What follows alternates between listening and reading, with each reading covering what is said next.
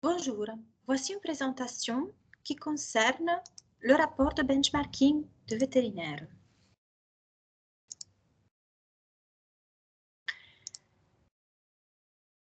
Nous allons tout d'abord avoir un petit rappel des notions importantes qui vont nous aider pour la compréhension de la partie suivante de la présentation. Nous avons aussi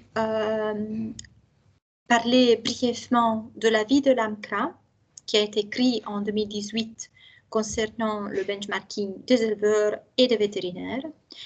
Et nous allons passer la plupart du temps parler du rapport de benchmarking, son contenu, la méthodologie utilisée, discuter et regarder ensemble quelques remarques importantes à retenir et je vais vous expliquer comment consulter les rapports.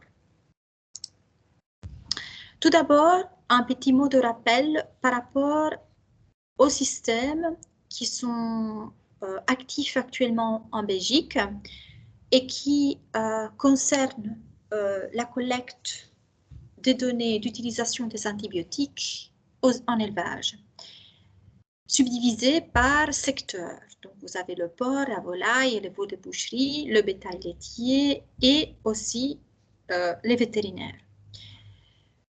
Chacun de ces systèmes de collecte de données envoie les informations à l'unité d'analyse des données de l'AMCRA, qui les reçoit afin de pouvoir réaliser les calculs et donc les analyses, mais aussi produire des rapports de benchmarking qui seront, eux, mis à disposition de ces systèmes afin de les envoyer aux utilisateurs finaux, c'est-à-dire les vétérinaires ou les éleveurs.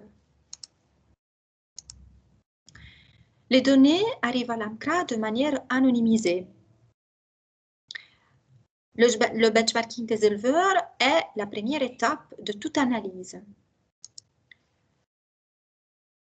Pour chacune des espèces animales que vous voyez dans le tableau, nous avons à l'AMCRA une source de données, données par exemple de notification des antibiotiques, qui peuvent provenir de Sanitel-Med ou par exemple du registre AB et de BIGAM, comme il est le cas pour le bétail laitier. Nous avons aussi comme source de données le nombre des animaux présents dans les élevages. Dans la plupart des cas, il s'agit d'informations qui proviennent de Sanitel. Et nous avons besoin aussi de savoir si l'exploitation pour laquelle on doit réaliser le benchmarking est bien une exploitation active ou elle est non active. L'information est aussi, dans la plupart des cas, dans Sanitel ou elle se trouve dans des autres bases de données. Le benchmarking des vétérinaires, il repose sur le benchmarking des éleveurs. Cela signifie que si des erreurs se sont glissées dans le benchmarking des éleveurs, ces erreurs vont se répertorier sur le benchmarking des vétérinaires. Et il est donc très important toujours de vérifier dans les rapports qui sont envoyés qu'il s'agit de rapports de benchmarking des éleveurs ou des vétérinaires, que les données soient correctes. Une information supplémentaire qui n'est pas nécessaire pour réaliser le benchmarking des éleveurs, mais qui, elle est bien essentielle pour le benchmarking des vétérinaires, est l'information qui consiste à savoir si le vétérinaire est un vétérinaire avec un contrat dans une exploitation ou pas. Et cette information, à l'AMCRA, on la retire de Sanitel. L'AMCRA, en 2018, a rédigé, grâce à la collaboration d'un groupe d'experts consultés, a rédigé un avis qui est d'ailleurs toujours disponible sur notre site internet, un avis qui se posait les questions suivantes. En premier lieu, quelle est la meilleure façon de procéder au benchmarking des vétérinaires? Ensuite, une fois qu'un vétérinaire est qualifié en étant un gros fournisseur en antibiotiques, comment est-ce qu'on peut suivre et soutenir la transition vers une faible fourniture en antibiotiques? Et voici quelques remarques importantes qui sont ressorties du groupe de travail. Le vétérinaire est légalement obligé d'enregistrer l'utilisation des antibiotiques dans Sanitelmed. Mais le groupe de travail considère néanmoins que cet investissement de temps et aussi financier nécessite bien d'une indemnité de la part du commanditaire. Le groupe de travail aussi considère que sur le plan de l'utilisation d'antibiotiques, une relation individuelle entre l'éleveur et le vétérinaire de l'exploitation semble la plus efficace. Et pour terminer, une troisième considération, mais très importante, est qu'on a bien un benchmarking éleveur et un benchmarking vétérinaire, mais les deux étant très fortement liés l'un ou l'autre, amène à faire la réflexion suivante, c'est-à-dire que les deux personnes, l'éleveur et le vétérinaire, sont autant responsables d'utiliser les antibiotiques dans l'élevage d'une façon raisonnée et que l'utilisation responsable et raisonnée des antibiotiques dans un élevage dépend à la fois de l'un et de l'autre. Maintenant, je vais vous présenter les rapports. On va passer brièvement page par page en expliquant le contenu du rapport.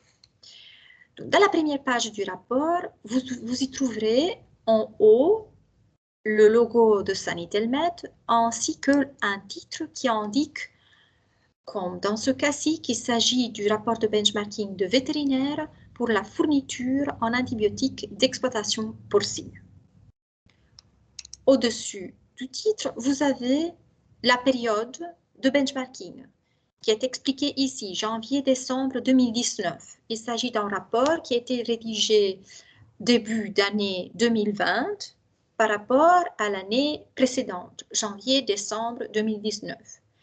En début d'année 2021, nous allons donc rédiger des rapports de benchmarking vétérinaire pour l'année 2020. Ensuite, dans la première page, vous y retrouvez une table de matière avec les pages, les contenus et les pages correspondantes. Et une troisième information, c'est le résultat de benchmarking sur la base du score de contrat.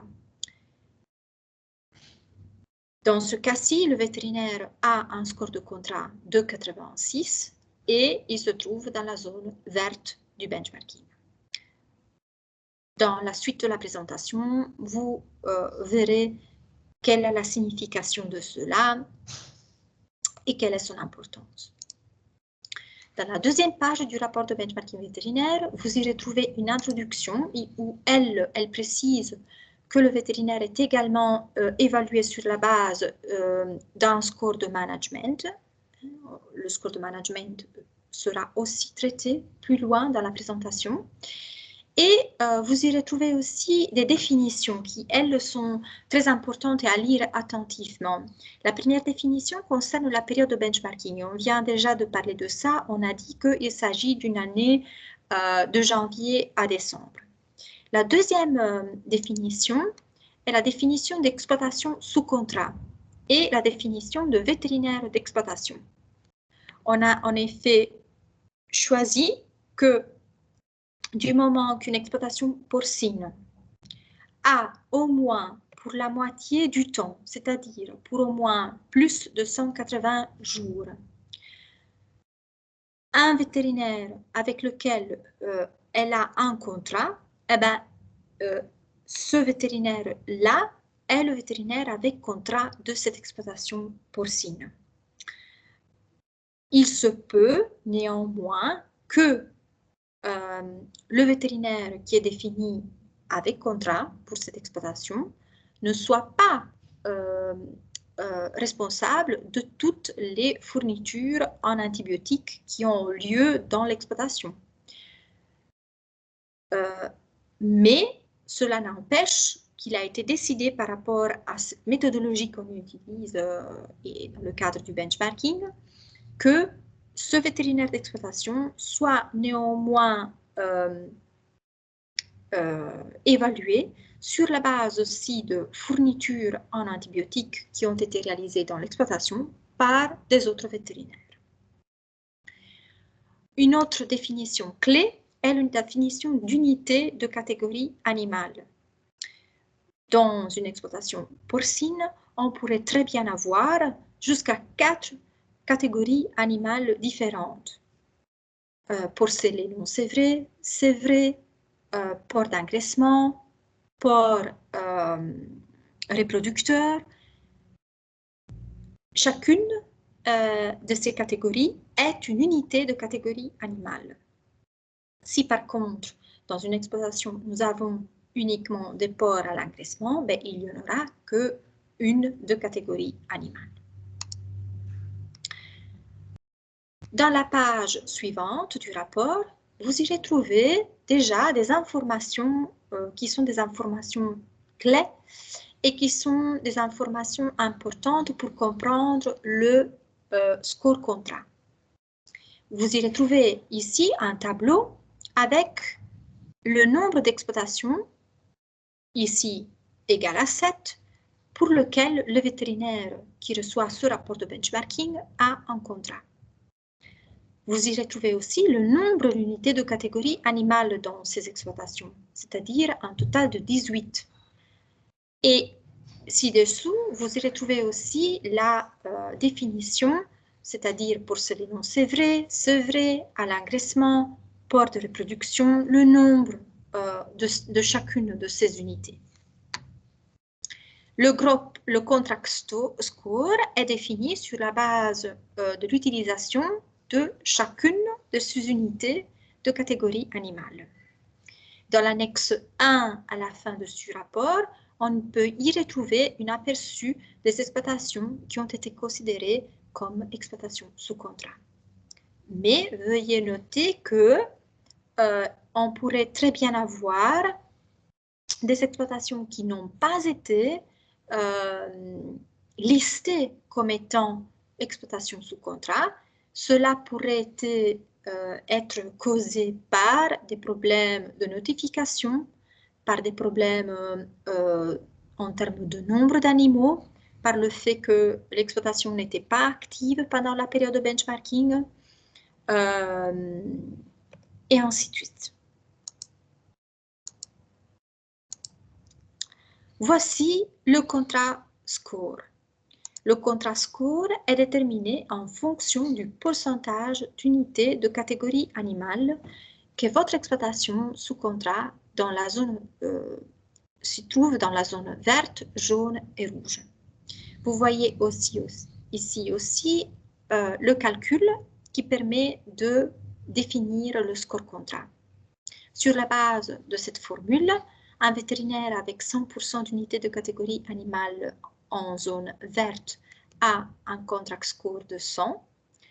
Un vétérinaire avec 100% d'unités de catégorie animale dans une zone rouge a un score contrat de 0.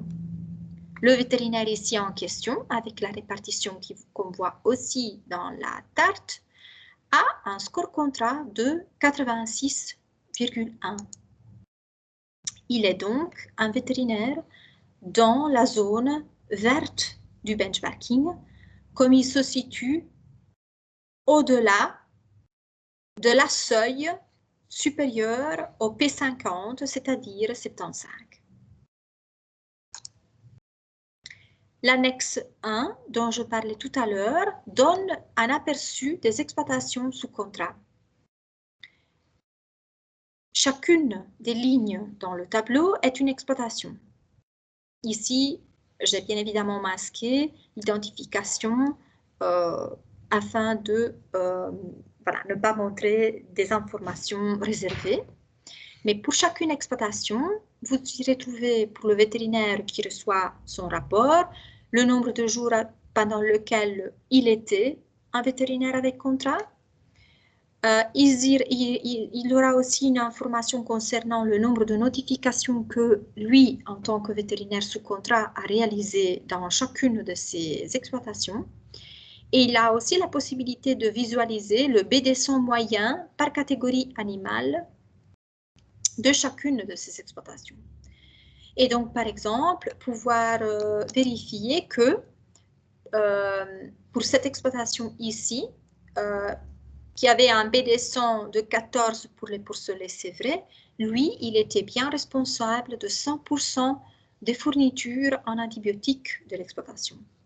Mais, par exemple, dans l'exploitation, dans cette ligne ici, on y trouve deux catégories, le porc à l'engraissement et les porcs de reproduction, pour lequel le même vétérinaire n'est pas responsable pour la totalité des antibiotiques qui ont été fournis, mais uniquement pour 40% ici et 75% de l'autre côté. On revient maintenant à la page d'introduction et de définition pour introduire un deuxième concept, le concept du management score. Afin de comprendre le management score et son calcul, il est important de considérer une autre définition, la définition d'exploitation approvisionnée, c'est-à-dire une exploitation porcine pour laquelle le vétérinaire a effectué au moins une notification en antibiotiques au cours de la période de benchmarking. Il peut s'agir ou non d'une exploitation sous contrat. Donc, cela implique qu'il y a deux types de BD100. Un BD100 utilisation qui sera bien évidemment supérieur à 0 vu que toutes les fournitures en antibiotiques sont ici considérées. Et il y aura un BD100 utilisation sous contrat qui comprendra les fournitures en antibiotiques en tant que vétérinaire d'exploitation. Dans l'annexe 2, on y retrouve un aperçu des exploitations pour lesquelles le vétérinaire a, oui, approvisionné, il a fait des fournitures, mais en n'étant pas vétérinaire sous contrat. Pour ce vétérinaire ici, il y en a une seule d'exploitation avec une seule notification pour les porcs en reproduction. Et alors, le management score, bien lui, il est un score qui indique dans quelle mesure le vétérinaire a fourni des antibiotiques en tant que vétérinaire d'exploitation. Il est calculé selon cette formule qui est très similaire à la formule du score contrat. Mais ici, on dit qu'un vétérinaire avec 100% de fourniture en tant que vétérinaire d'exploitation a un management score de 100, tandis qu'un vétérinaire avec 100% de fourniture en n'étant pas vétérinaire d'exploitation a un management score de 0. Dans le tableau, on montre le management score du vétérinaire qui reçoit le rapport et à côté, la médiane, management score en médiane de tous les vétérinaires porcins. Alors, vous voyez que déjà la médiane, elle est très élevée, elle se rapproche très fortement de 100. Dans le secteur porcin, cela signifie que très peu d'antibiotiques sont fournis par les vétérinaires en dehors du contrat. En plus, si on regarde ce vétérinaire ici en particulier, eh bien, on voit que lui, il a un score de management qui est encore supérieur par rapport à la médiane. Dans la suite du rapport de benchmarking, vous y retrouvez aussi des informations autres que des informations quantitatives, des informations un petit peu plus qualitatives, c'est-à-dire ici, par exemple, toujours la comparaison entre le vétérinaire et tous les autres vétérinaires porcins par rapport à l'utilisation d'antibiotiques par catégorie animale et par code couleur AMCRA.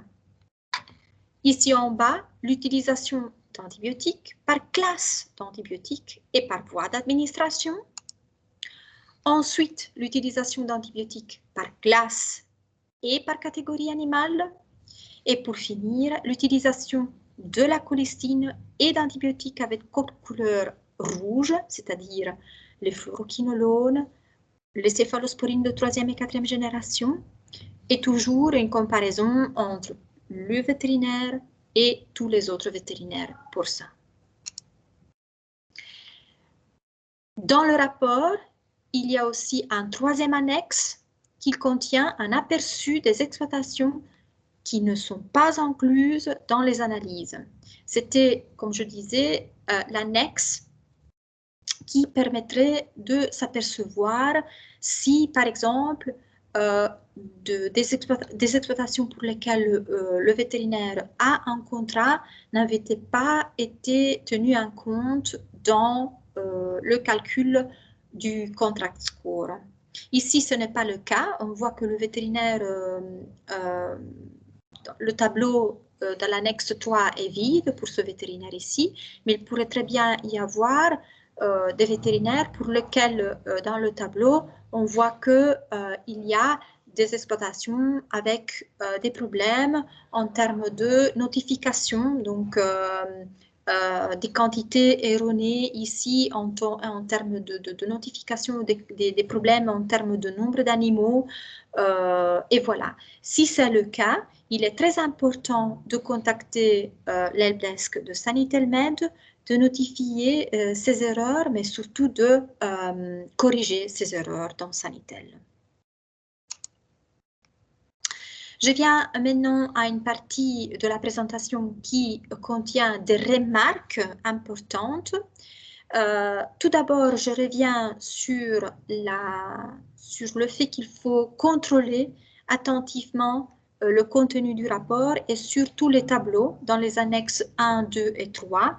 S'il y a une erreur, contactez Sanitel-Med ou Sanitel et corrigez les erreurs. Un autre point à considérer, c'est la possibilité qu'il y a désormais pour les vétérinaires de notifier l'utilisation des antibiotiques dans Sanitel-Med en étant personne physique ou en étant personne morale. Si vous choisissez en tant que vétérinaire de notifier en tant que personne morale, eh bien, il est important de le faire de manière conséquente pour qu'il n'y a pas d'erreur dans le calcul du score contrat et du score de management. Alors, je termine avec l'aspect de la consultation des rapports. Où est-ce que les rapports de benchmarking vétérinaire sont disponibles? Ils le sont à partir de la plateforme Sanitel-Med. Pour pouvoir y accéder, il faut avoir un login à demander à Sanitel-Med. Une fois qu'on est logué, on peut aller chercher les rapports d'analyse. Et ensuite, en étant vétérinaire, on peut choisir si on veut consulter des rapports d'analyse pour les vétérinaires ou des rapports d'analyse pour les éleveurs. On doit aussi sélectionner la période pour laquelle on veut consulter les rapports et ensuite, à partir de Search, on aura une fenêtre qui vous permettra de télécharger le rapport. J'en termine avec quelques informations de contact. Si vous avez des questions relatives à l'utilisation de Sanitel-Med, si vous voulez notifier des erreurs, ben, il convient de contacter le service d'assistance de Sanitel-Med. Si vous avez des questions de fond relatives à la méthodologie, il convient de contacter l'helpdesk de l'AMCRA. Et si vous avez des questions concernant le fonctionnement de l'AMCRA, bien alors il convient de contacter l'adresse info@amcra.be. Je vous remercie pour votre attention et j'attends d'écouter votre question pour pouvoir y répondre.